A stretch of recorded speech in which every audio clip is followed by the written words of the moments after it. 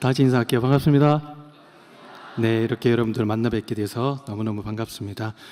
제목 말씀하셨지만 반사라는 제목으로 함께 하나님 말씀 나누도록 하겠습니다. 저는 현재 개척한 지 딱 한 달이 됐습니다. 네. 하셨는데 순간 정적이 있었거든요. 예, 상처받았어요. 아유, 고생 많으시다, 욕 보시라, 뭐 이런 좀 덕담이 있으신 것 같은데, 제가 요즘에 가장 많이 듣는 질문 중에 하나가, 목사님, 개척하니까 좀 어때요? 라는 질문을 가장 많이 들어요.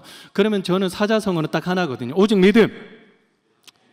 그러면요, 지금 여러분들 저 아멘 하시거나, 와, 역시 목사님, 아무나 개척하는 거 아닌 것 같아 라고 하면 지켜 세우는데요, 제 솔직한 심정은 어떠냐면 오리무중입니다.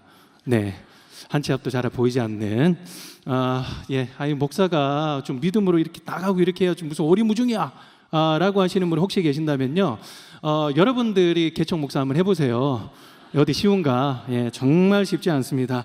여러분들은 어떠십니까? 제가 요즘 만나는 사람들이나 제자들에게 묻는 질문이 있어요. 요즘 어때? 라고 제자들에게 물어요. 그러면요, 백문일답 아세요? 질문은 다 다른데요, 답은 하나예요. 죽겠다는 말이에요. 질문은 다 달라요. 근데 죽겠다는 말만 합니다. 예를 들어서 요즘 사는 거 어때? 죽겠어요. 요즘 하는 일은 어때? 죽겠어요. 준비하는 건 어때? 죽겠어요.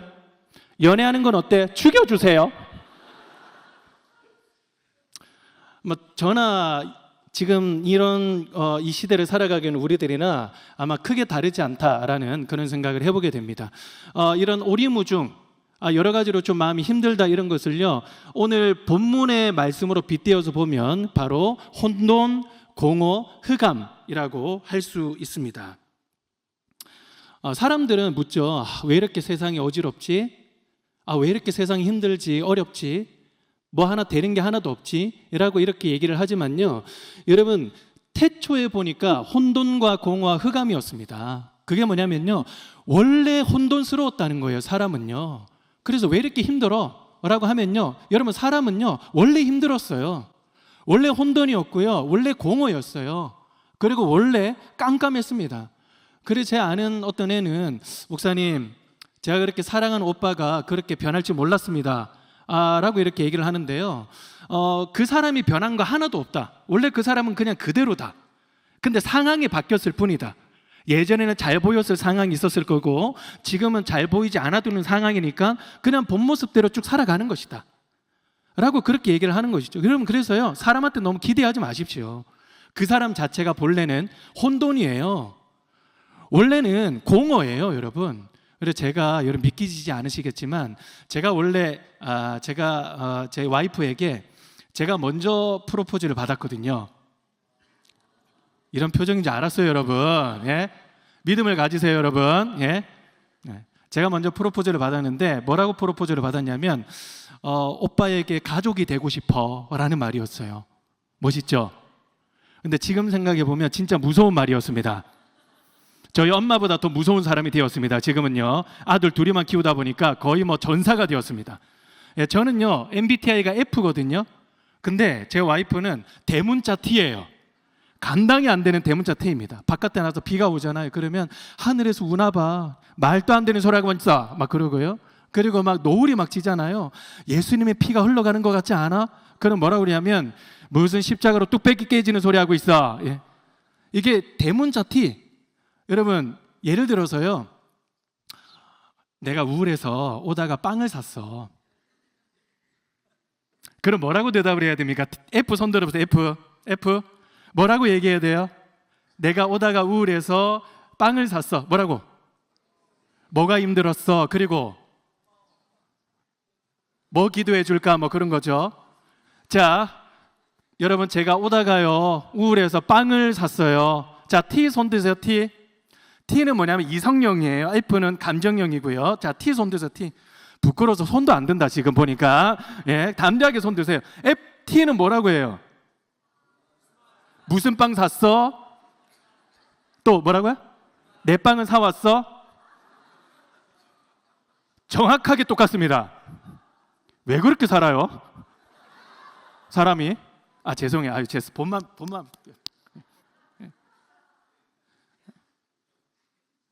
참 사는데 참 쉽지 않다라는 생각이 참 많이 듭니다. 잠언 27장 1절에 보니까 우리 다 같이 한번 읽도록 하겠습니다. 시작. 너는 내일 일을 자랑하지 말라. 하루 동안에 무슨 일이 일어날는지 네가 알 수 없음이니라.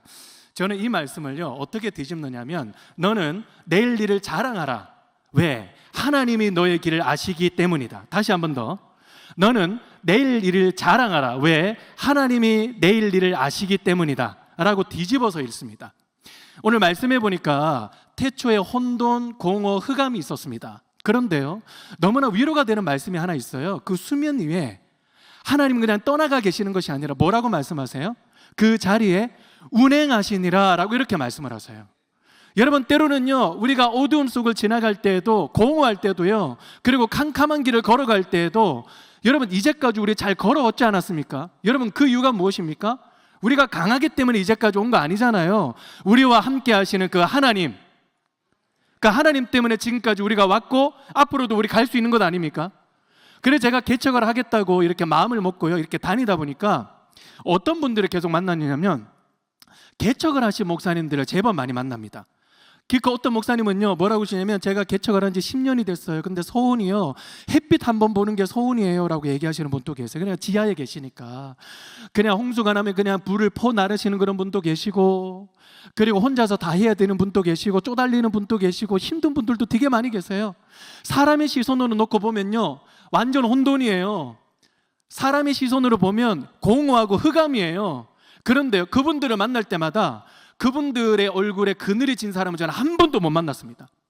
그분들의 입술에서 나오는 간증들이 무엇이냐, 딱 한마디로 요약하면 이거예요. 우리 교회에도 하나님이 운행하고 계십니다. 여러분 우리들의 인생도 마찬가지 아닙니까? 여러분 우리가 하나님 앞에 고백하는 찬송가가 무엇입니까? 지금까지 지내온 것 주의 크신 은혜. 가사 틀릴 수 있어요. 째려보지 마세요. 한량없는 주의 사랑 어찌로 말하랴. 여러분 우리 힘들었잖아요. 여러분 우리 누구에게도 말 못할 그런 고민 안고 사셨잖아요. 어려운 일 많으셨잖아요. 어찌 이루 말하랴 라고 고백하는 것이죠. 그러니까 여러분 후렴에서는 어떻게 합니까? 자나깨나 주의 손이 항상 살펴주시고, 그 다음 모든 일을 주 안에서 형통하게 하시네. 여러분 형통하다라는 단어는요 내 마음대로 다 되고 내 원하는 대로 다 된다는 그런 뜻이 아니라, 힘든 가운데서도 어려운 가운데서도 하나님이 우리와 함께 하신다는 거예요. 여러분 그것을 경험한다는 것이고, 그 어두운 가운데서도 하나님께 예배 드린다는 거예요. 요셉이 가장 힘들 때, 그때 성경에서 뭐라고 그럽니까? 요셉이 형통하더라. 세상이 감히 감당할 수 없었던 사람은 누구입니까? 형통한 사람이었어요. 형통하게 하시네. 여러분 이것이 우리의 고백 아닙니까? 지금 2004년까지 우리를 인도해 주신 그 하나님이 2005년 지금 1월달은 지났습니다마는 이제 이어지는 2월달부터 계속해서 하나님이 나를 형통하게 하실 것이다 라는 고백이 여러분 우리 공통된 고백 아닙니까 여러분? 그래서요 내일 일을 자랑하십시오. 내일 일을 찬양하십시오. 왜? 우리는 아무도 몰라요 내일 일이 어떻게 될지는. 근데 하나님은 아신다는 거예요. 다른 말로 하나님은 책임지신다는 것입니다. 더 확실한 말로 하나님은 우리와 동행하신다는 것입니다. 그래서 여러분 우리는 끊임없이 어둠 속으로 끌고 내려가고 허우적거리고 힘들어하고 있습니다마는, 하나님은 끊임없이 우리를 끄집어 올리세요. 어디로? 빛으로 끌어올리세요. 빛으로 계속 끌어올리세요. 왜? 너는 빛의 자녀다. 너는 빛의 자녀다. 빛의 자녀다. 그래서 여러분 우리가 이 세상을 보면요 죽겠어요. 왜? 내일 일을 하나도 모르겠거든요. 그런데 여러분 우리가 하나님을 바라보잖아요. 따라합시다. 넉넉히 이기느니라. 넉넉히 이기느니라. 여러분 이것이 성경 안에만 써져 있는 그런 단어는 아니지 않습니까? 믿는 모든 사람들의 고백 아닙니까?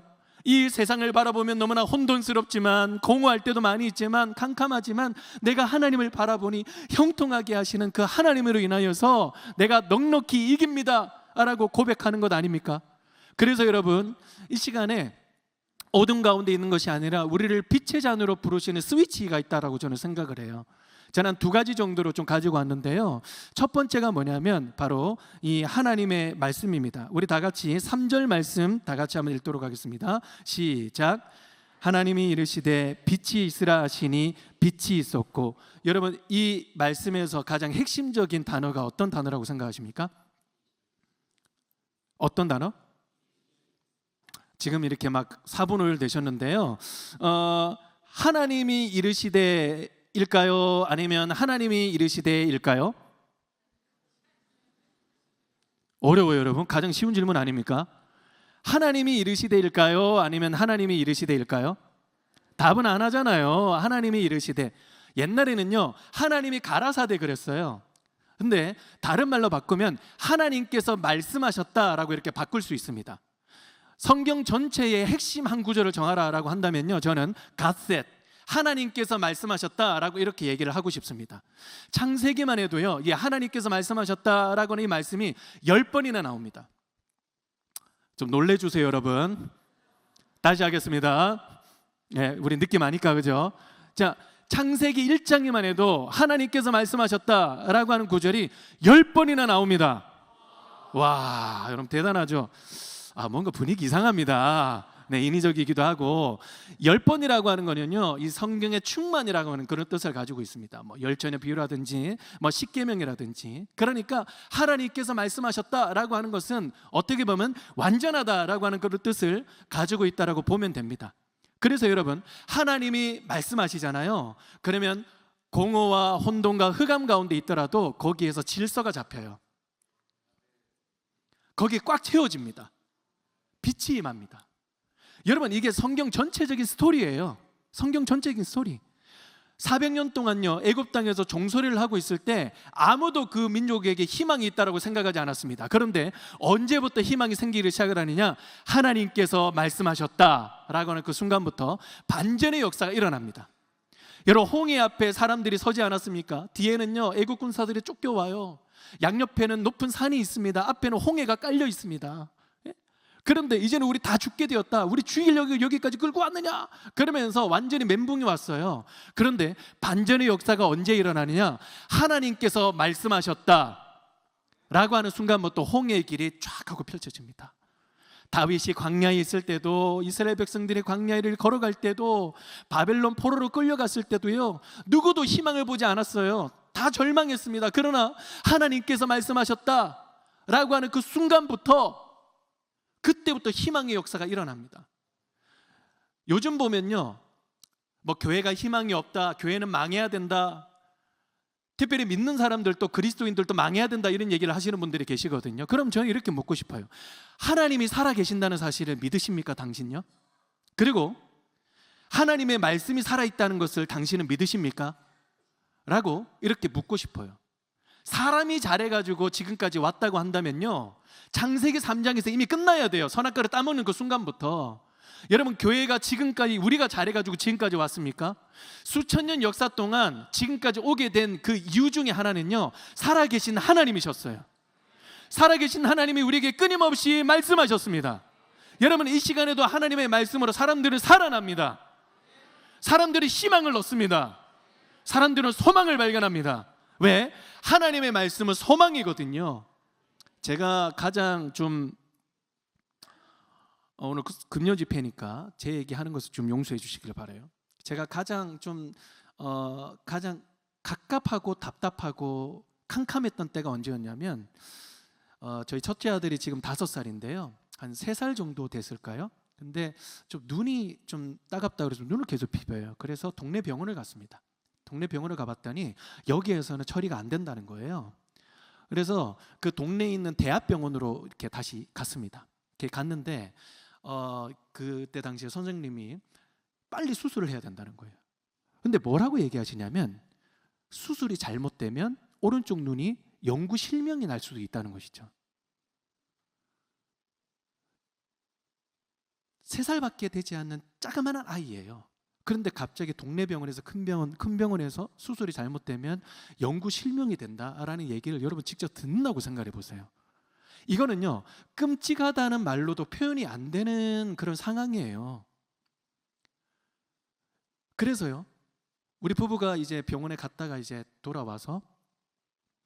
돌아오는 길 1시간 내내요, 어떤 느낌이 드냐면 갑자기 이 조명 핀이 타락 다 꺼지고 그 핀 조명 하나 삥 하고 내려오는 그런 느낌 있죠. 딱 그런 느낌이 들더라고요. 그러니까 온 사방에 아무것도 안 보여요. 아무것도 안 보이고 캄캄하고 그냥 내 문제만 보이는 거예요. 이걸 어떡하지? 집으로 돌아왔는데요, 정말 이 거대한 그 어떤 어둠이 입을 딱 벌리고 순간적으로 우리를 막 집어삼킬 것 그런 느낌이 들었어요. 너무 두려웠어요. 그래서 우리가 자기 전에 기도할 때요, 항상 이렇게 점검하거든요. 여보, 우리 가정에 예배가 살아 있습니까? 그리고 우리 가정에 말씀이 살아 있습니까?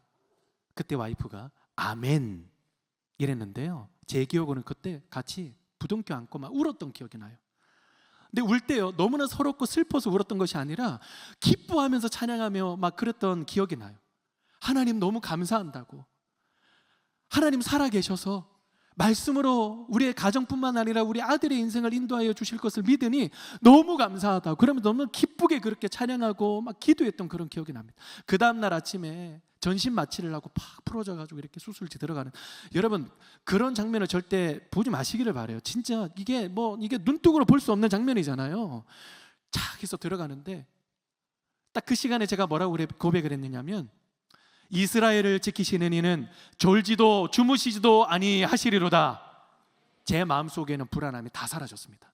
그 순간에 제가 깨달았던 건 뭐냐면, 하나님의 말씀이 그냥 성경 속에만 쓰여져 있는 말씀이 아니라 진짜 살아계셔서 정말 혼돈을 질서 잡게 하시고 공허를 채우시고 캄캄한 밤을 환하게 채우시는 그 하나님의 능력이구나 라고 하는 사실을 그때 당시에 깨달았습니다.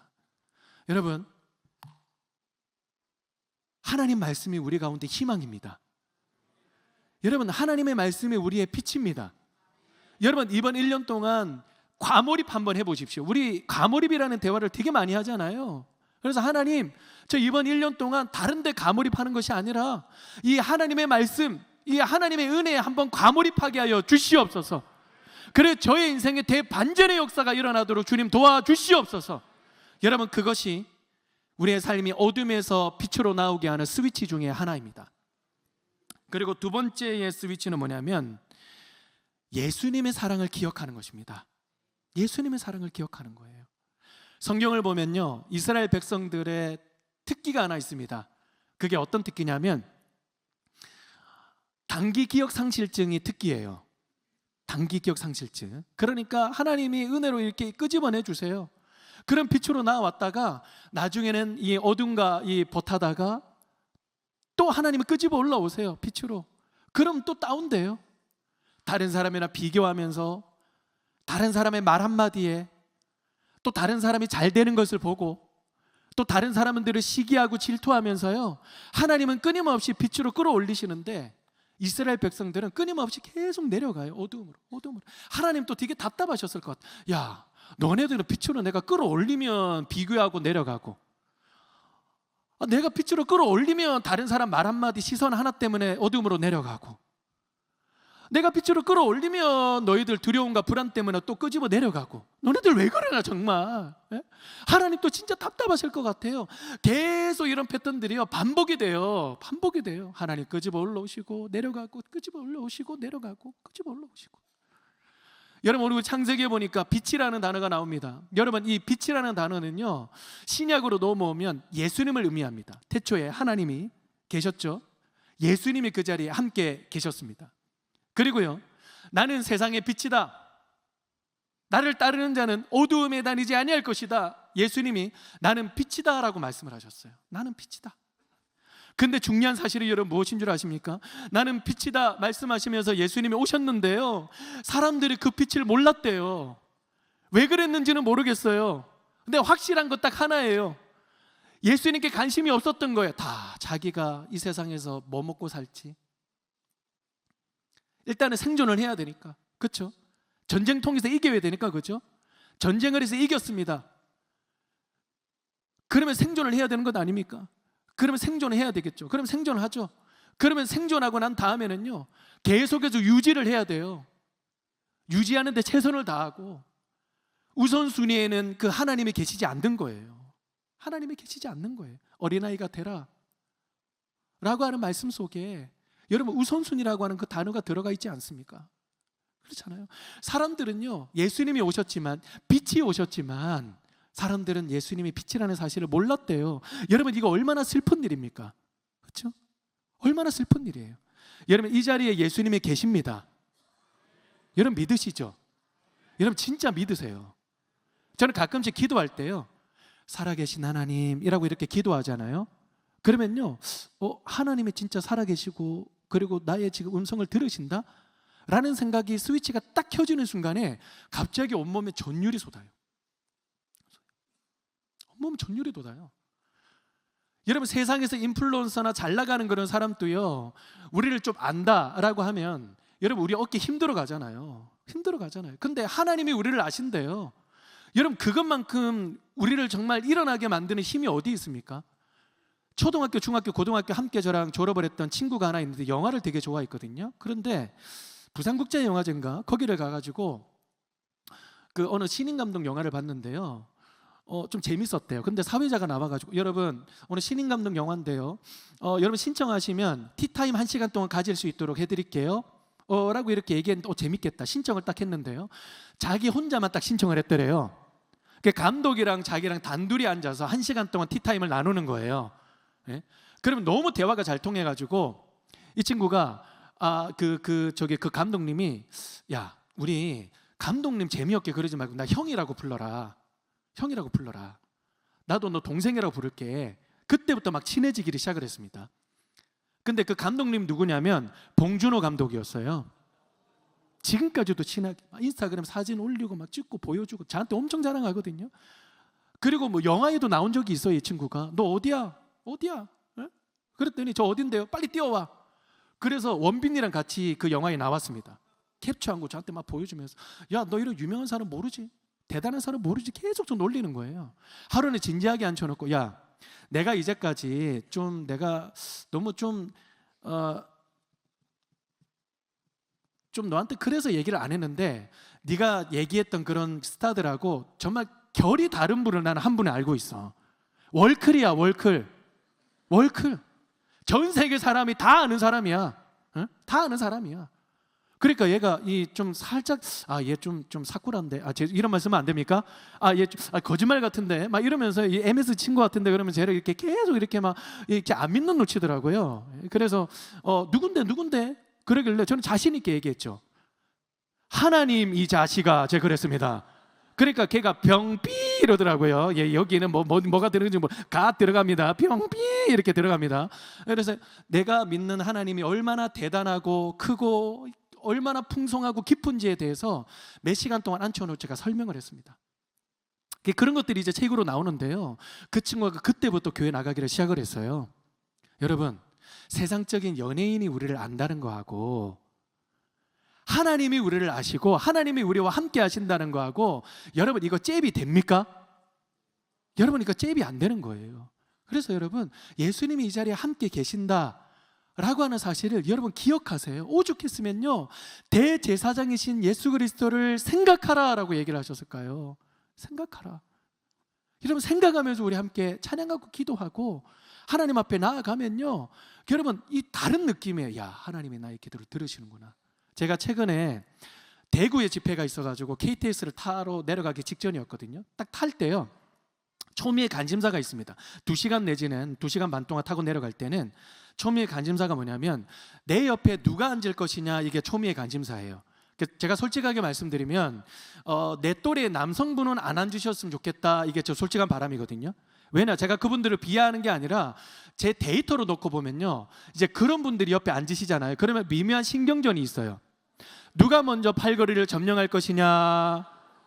또 쪽벌남들 계시거든요. 그러면 전 겸손하게 이렇게 오므리면서 가야 됩니다. 한 2시간 동안. 피곤해요. 내려서 바로 설교를 해야 되니까. 근데 그날은요, 딱 누가 타시는데 정장을 입으신 남성분이 딱 앉으시는데 저보다 덩치가 2배나 커서요. 딱 앉으시는데요, 제가 팔걸이에 팔을 먼저 걸고 있었거든요. 근데 먼저 밀어내시더라고요. 이렇게 신경이 딱 날카로워졌습니다. 바로 다리를 쫙 벌리시더라고요. 제가 겸손하게 다리를 딱 오물었습니다. 딱 오물었는데 담배 냄새가 훅 하고 밀려오더라고요. 여러분, 평상시에 담배를 안 피우면요, 그 담배 냄새가 더 역하게 올라와요. 전 담배 안 피거든요, 여러분. 믿음을 제발 좀 가져주세요. 여러분, 저를 어떻게 보시는 겁니까? 예? 그러니까 계속 제 코를 때리는데요, 여러분, 팔 밀려났죠. 제가 두 다리는 겸손하게 오므러졌죠. 그러면서 제가 그 담배 냄새는 계속 때리죠. 그래서 그때 당시에 패드를 열어가지고 드라마를 보시는데, 철진한 드라마였습니다. 넷플릭스였는데요, 여러분, 더글로리라고 아세요?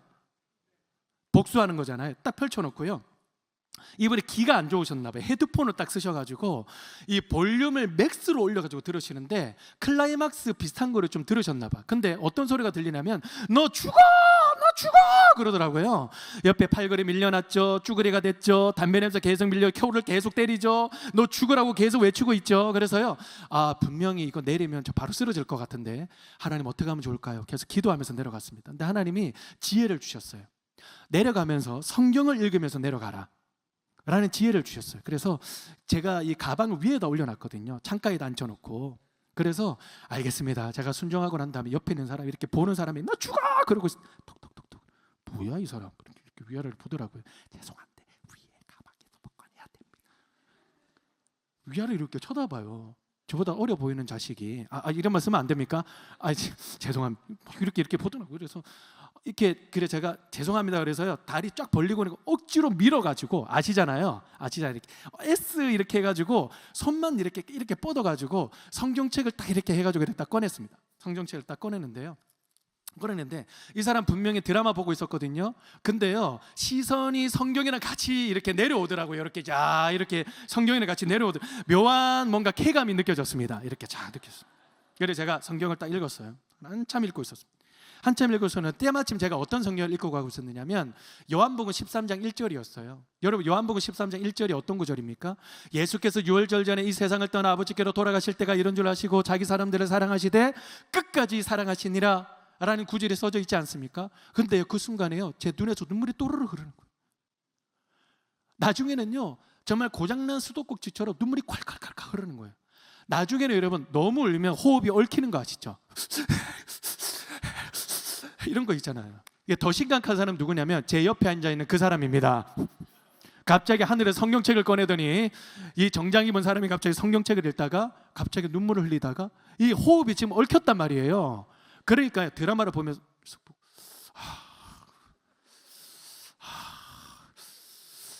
클라이막스를 보고 있는데 제가 아마 초를 계속 치고 있었나 봐요. 계속 보더라고요. 그래서 겸손하게 패드를 딱 덮더라고요. 패드를 딱 덮고 겸손하게 다리를 딱 오므리시더라고요. 또 겸손하게 등받이에 등을 붙이시고 하면서 이렇게 주무시면서 가시더라고요. 제가 마음속으로 뭐라고 고백했냐면, 주님, 제가 말씀으로 무찔렀나이다. 제가 이렇게 고백을 했습니다. 여러분, 제가 그 말씀을 보면서 왜 그렇게 눈물을 흘렸을까요? 유월절 전에 예수께서 이 세상을 떠나 아버지께로 돌아가실 때 그 때를 아셨대요. 여러분, 그 때가 어떤 때입니까? 곧 있으면 로마 병사들에게 잡혀가지고요, 사람들에게 수모를 당하고 매맞음을 당하고 머리에는 가시 면류관을 쓰이고 조롱을 당하고 기둥을 하나 들고 올라가서 십자가에 못 박히는 길을 예수님은 아셨다는 거예요. 여러분, 모르기는 모르되 고난의 길이 얼마나 끔찍한 길인 걸 알면요, 그 길 못 걸어가요. 여러분, 예수님 모르셨어요? 다 아셨지 않습니까? 3번이나 예언하시고, 그리고 할 수 있으면 이 잔을 내게서 멀리하여 주옵소서. 정말 땀이 피가 되도록 그렇게 기도하신 거 아니에요? 예수님 다 아셨죠? 근데 그 길을 걸어가셨대요. 여러분, 청년분들이 많이 계시는데, 여러분 군대 다녀오신 분들 계시죠? 그렇죠? 저도 군대 갔다 왔는데요, 물론 후방입니다만은 저는요 군대 끌려갔죠. 군대 끌려갔다가 제대하고 난 다음에요, 한 2년 동안 저는 악몽을 정말 실감나게 꿨어요. 왜냐하면 저는 원래 군대를 안 가도 되는 사람이거든요. 이 신체에 좀 어려움이 있어가지고. 근데 법이 바뀌어가지고 27살에 군대를 짝대기 하나 달고 끌려갔습니다. 가보니까 저보다 7살 어린 애들이 저보다 다 선임이더라고요. 군대 가면 나이가 어디 있습니까? 그때요 10,000원짜리 하나 툭 던져주면서 30,000원어치를 주문을 하는 거예요. 그 20,000원을 뭘로 하겠어요? 제 나랑 사랑 카드로 이렇게 긁는 거예요. 맞기도 많이 맞고요, 욕도 많이 들었습니다. 생각해 보세요, 여러분. 중학교 1학년이 유치원생한테 맞는다고 생각을 해보세요. 네? 얼마나 끔찍하겠어요. 그러니까 모를 때는 하고 끌려가는데요, 알 때는 절대로 못 끌려가는, 그게 악몽인 거예요. 그런데 예수님은 그 길을 걸어가셨대요. 자기 사람들을 사랑하셨대요. 그 사람들이 누구입니까? 제자들이잖아요. 여러분, 그 제자들은 예수님이 십자가에 못 박이실 때 끝까지 옆에 있었습니까? 다 도망갔죠? 수제자는 부인하고 조주까지 했죠.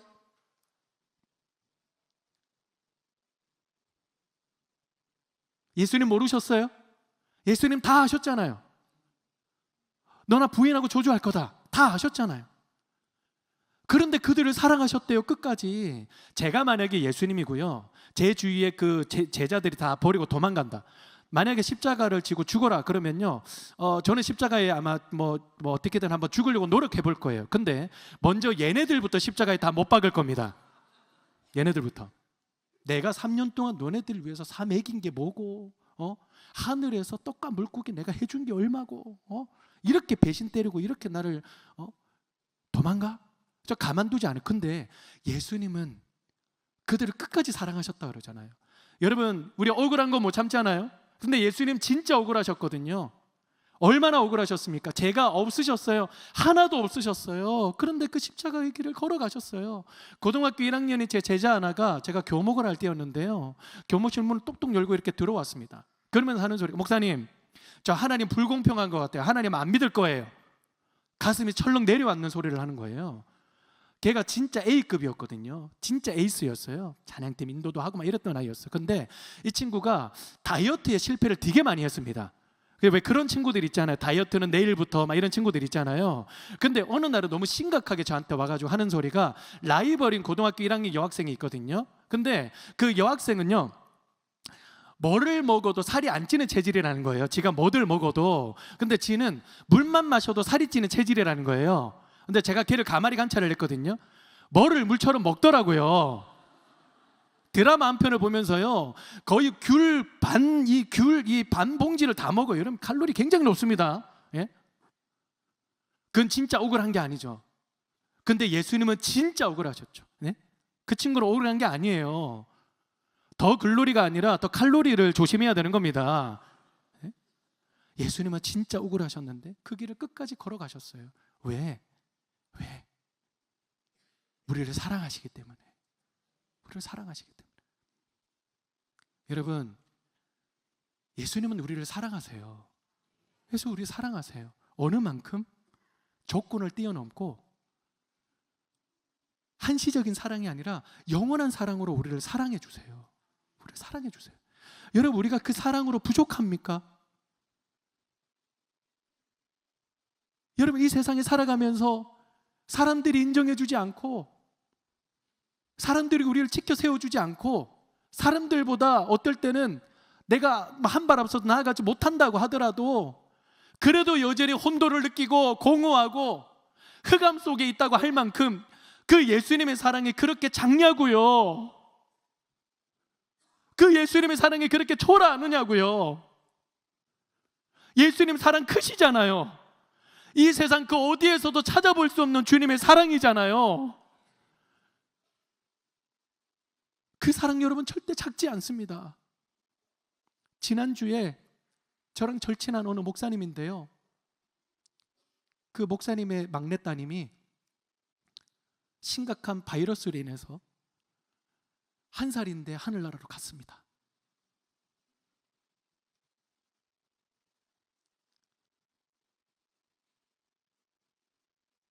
장례식을 갔는데 그분이랑 할 말이 없는 거예요. 그냥 부둥켜 안고 울었어요. 제가 일주일 동안요, 진짜 부둥켜 안고 울었어요. 계속 저 그분 있다라고 생각하고 진짜 부둥켜 안고 일주일 동안 너무 마음이 힘들었어요. 이번 주 동안 정말 너무 힘들었어요. 진짜 힘들었어요. 이게 설 연휴인지 고난 주간인지 진짜 구분이 안 될 정도로 너무너무 힘들었어요. 한 이틀 전에 그분 제가 식사를 사주겠다고 잠깐 나와 별말 없이 그냥 떠들고 놀았어요. 얼마나 힘들어? 물어봐야 뭐예요, 여러분? 예? 얼마나 괴로워? 물어봐야 뭐하냐고요. 같이 떠들고 놀았어요. 야, 진짜 참 그 목사님 진짜 좀 별로지 않냐 그러면서 막 이렇게 우리 동료 친구들 막 씹기도 하고 그냥 웃자고 하는 말이에요. 막 이렇게 막 들고 웃고 막 하여튼 그렇게 했었는데 그 친구가 이런 얘기를 하더라고요. 아기가 작으니까 운구위원이 필요 없이 본인이 이렇게 관을 딱 들었는데 너무 가벼웠다는 거예요. 근데 그 순간에 어떤 생각이 들었느냐면 하나님이 십자가에 예수님을 죽이실 때 이런 심정이셨겠구나, 그런 마음이 드셨다는 거예요. 정말 마음이 와르르 무너졌습니다. 세상에 어느 부모치고요, 우리의 자녀를 죽음으로 내모는 부모가 어디 있겠습니까? 아니요. 차라리 내가 죽었으면 죽었지, 내가 다치면 다쳤지, 내 자식이 다치거나 죽는 일은 눈뜨고로 못 봐요. 여러분, 그게 부모의 마음이에요. 그런데요, 하나님 아버지께서는 그 예수님을 못도 아니에요, 노쓴 목에다가 예수님을 박으실 때 그 심정이 어떠셨겠냐고요.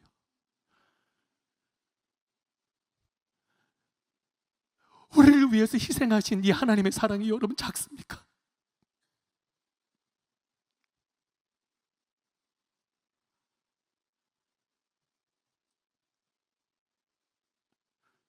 이 지독한 사랑, 이 비상식적인 사랑, 말도 되지 않은 사랑, 여러분, 이 사랑이 우리의 사랑 아니냐 말이에요. 이 사랑이 우리를 살리지 않았냐 말입니다. 이 사랑이 우리를 살아가게 하지 않느냐 말입니다. 이 세상을 바라볼 때 암흑이죠. 그러나 우리를 위하여 모든 것들을 내어 쏟아 부으신 하나님의 그 사랑을 기억하면 넉넉히 이기느니라. 우리를 사랑하시는 이로 말미암아 우리가 넉넉히 이기느니라. 여러분, 너무 당연해요. 기억하세요. 우리를 위해서 주신 이 사랑은요, 결코 작고 시시한 게 아니에요. 세상과 바꿀 수 있는 게 아니라고요. 여러분, 어깨 피세요. 주먹에 힘 주세요. 당당하게 사세요. 나는 세상의 자녀가 아니라 우리의 빛의 자녀가 되기 위해서 모든 대가를 다 치르신 주님의 사랑의 자녀다. 여러분, 이 사랑 가지면 우리가 넉넉히 이기지 못할 일이 무엇이 있겠습니까? 이제는 마무리를 좀 하려고 합니다.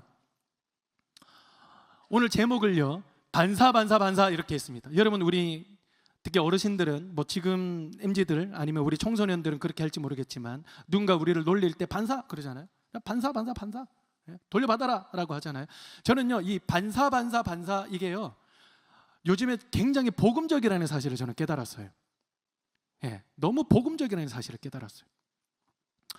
여러분, 왜냐하면요, 우리는요 발광체가 아니에요. 우리는 발광체가 아니라 반사체입니다. 우리는 반사체예요.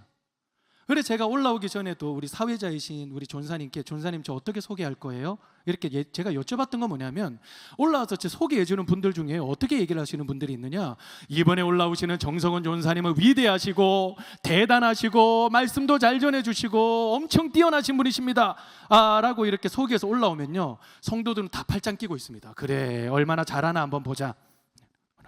아무리 얘기도 웃지도 않아요. 뭐 반응도 없어요. 그냥 진솔하게 해주세요. 진솔하게 해주세요. 제가 왜 그러냐면, 어디 제가 설교를 갔다가 어느 사위장께서 이번에 올라오신 정석원 목사님은 생긴 거는 좀 졸리게 생겼습니다만은 여러분 양해해 주시고 들어주시기를 바랍니다. 저랑 전혀 모르는 분이에요. 초장부터 졸리게 생겼다고 저 얼굴을 평가를 하더라고요. 너무 기분 나빠가지고 그날 제가 1시간을 해야 되는데 제가 30분 하고 내려왔습니다. 너무 짜증이 나가지고. 근데 2주 전에요, 전국에 계시는 우리 공립학교 선생님 몰리는 곳에 갔다가 어느 선생님이 이제 제가 다 끝나고 이렇게 오는데 어떤 선생님이 목사님, 제가 순서지에 정석원이라고 하는 이 이름이 딱 써져 있는 걸 딱 보고 이번 시간에는 내가 꿀잠을 자야 되겠구나라고 생각을 했다는 거예요. 제 얼굴도 안 적혀 있는데 거기에 이름만 딱 보고, 그래서 제가 왜요? 제가 트라우마가 있잖아요, 여러분. 제가 왜요? 이러니까요, 보통은요 석원이나 원석이나 이런 이름이 써져 있는 분들은 졸리게 강의를 하시더라고요 라고. 저는 이름이 졸리게 생겼다라는 공격 전 처음 들었습니다. 저희 이제 우리 선생님들하고 이제 손절하려고요. 네? 아니 하다가 이제 이름 가지고 공격합니까? 물론 제 별명이 수학의 정석이긴 합니다. 제가 뭐 수포자이긴 하지만요. 여러분 뭐 졸리게 생기면 어때요? 원판을 갈아엎어요 여러분. 제가 이름이 졸리게 생기면 어떻습니까? 예? 정석원 이름 바꿔요? 이름 바꿔드려요? 정혜인으로? 아 이게 기겁할 일입니까 여러분? 그냥 이대로 살아가면 안 돼요. 부족한 대로, 연약한 대로, 다른 사람보다는 조금 뭔가를 못하는 채로 그냥 살아가면 안 돼요. 그런데 여러분 비밀이 하나 있어요. 우리가 연약하지만요 빛 대신 하나님을 향해서 계속 서 있잖아요. 다른 말로 우리가 기도하고 예배하잖아요. 우리를 통해서 빛을 반사해 주세요. 반사해 주세요. 그래서 여러분 저는 빛의 자녀의 우선순위는 뭐냐면 내가 얼마나 빛이 나는지 한번 봐! 그러면서 자기를 증명하는 것이 아니라 하나님의 빛이 얼마나 강렬하신지를 반사하는 사람, 예수 그리스도의 그 사랑이 얼마나 깊고 풍성한지에 대해서 충만하게 받아들이고 그것을 흘려보내는 사람, 여러분 그것이 전도고요. 여러분 그것이 복음을 전하는 것입니다. 여러분 우리 반사하는 사람이 되기를 간절히 소망합니다.